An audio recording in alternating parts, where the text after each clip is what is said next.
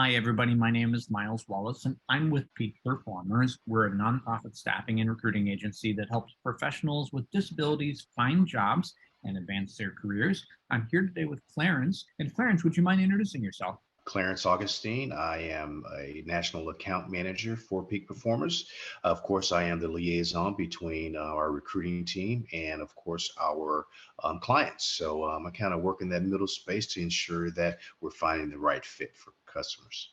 So, the reason that I brought you on today, Clarence, is to talk about a very important issue, and that is of including the salary on the job description. And it's something that we've been having a lot of conversations nationally about.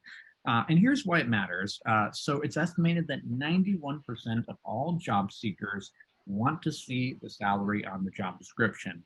And 67% of recruiters are also in favor of having the salary on the job description. However, according to ZipRecruiter, only 12% of those job descriptions actually have the salary listed.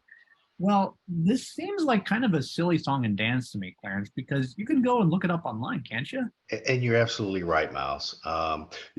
Multiple job boards. I mean, when you look at salary.com as an example, you can pull anything off of salary.com, which gives you an idea of what ranges are. It tells you what states are paying, but you can also go to Glassdoor, and a lot of employees or former employees post salaries on Glassdoor. So it gives a candidate, a job seeker, an opportunity to really do a ton of research before even applying for a job. So therefore, transparency on the job description with a possible job salary range is ideal for most candidates. So as a staffing agency, we really try to find out as much detail as we possibly can on the front end. So, what's the salary range? Because when we're talking to job seekers, they want to know that. The other thing is, what do the benefits look like? We're really doing our due diligence on the front end to really leverage and sell an opportunity within an organization. As much information as we could share from a transparent perspective pulls a lot more of the candidates in. And from an equity perspective, too, it's an important conversation to be having because it's estimated that right now women earn 80 cents to the dollar that a man does. So when we're talking about pay equity, it's really important for equalizing the scales as well, too. But talk with me a little bit more about how this can help you attract more job seekers. When a job seeker goes out and they see someone on Glassdoor is making $100,000, but I, as a recruiter or account manager, we're positioning that position at 80,000. You now lose what could be a good candidate.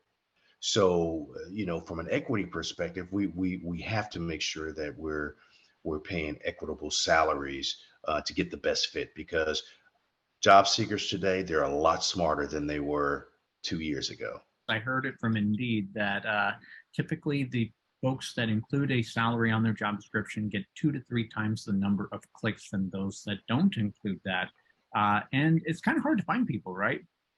It is. It's very hard to find people, and the more traffic you can drive to a job posting, the more likely you will find the right fit. The reason that I feel many companies may not include the salary on the job description is because it's a way of lowering costs, and also it's a way of trying to attract candidates if you cannot pay competitive wages.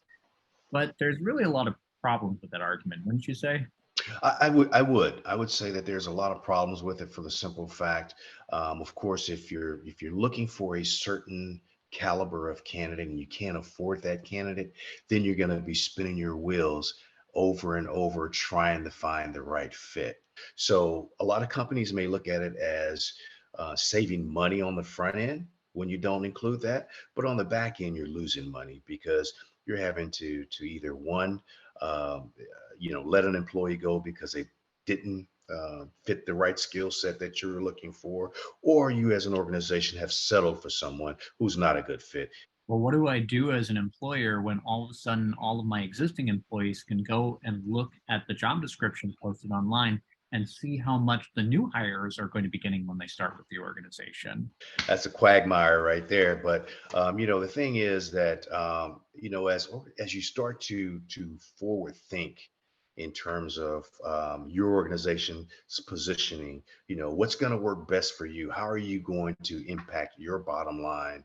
Um, you know, much more than how you are now. You've got to find the right fit. So I would say if you're going to hire someone in at a much higher salary than what your current employers are making, it's time to reevaluate your workforce. The whole point here is transparency and being as open with it as possible. So it does not help when you, as an employer, include a salary on a job description that lists it between $20,000 to $80,000, right?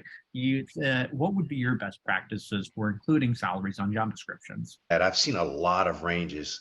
And what I found out is that when organizations do that type of thing, a lot of times it's a position that requires some type of commission. So therefore, they don't want to lock themselves into talking about what a fully loaded position will look like. So they just kind of put that range out there. The range is not good when it comes down to finding the best fit. The thing you should do in that sense is kind of really talk about what it is you're looking for from an employer and what that base is going to look like, and try to narrow it down between five and $10,000. I think the final thing that's important to talk about is the fact that this is a shifting legal landscape. So, Colorado recently passed legislation requiring employers to put the salary on the job description, and many other states are following suit with this as well too. So, it may be in your best interest as a company to just make it a policy right now, right? Yes, yes, it's a great way to kind of look at things in the future, because, as you mentioned, legislation is moving across the country very quickly. When it comes down to transparency on job descriptions. So, just to kind of take a look at it today and prepare yourself for what's coming would be ideal in a sense. Because I do understand that there will be a lot of different things in terms of why companies don't want to do that. But again, you're looking for the best candidates out there. And therefore, if you're looking for the best candidates, and the best candidates are looking for you, let's make a match. Well, thanks very much, Clarence. Appreciate you coming on to talk today. Again, this has been Miles from Peak Performers and Clarence. We'll see you next time. Bye for now.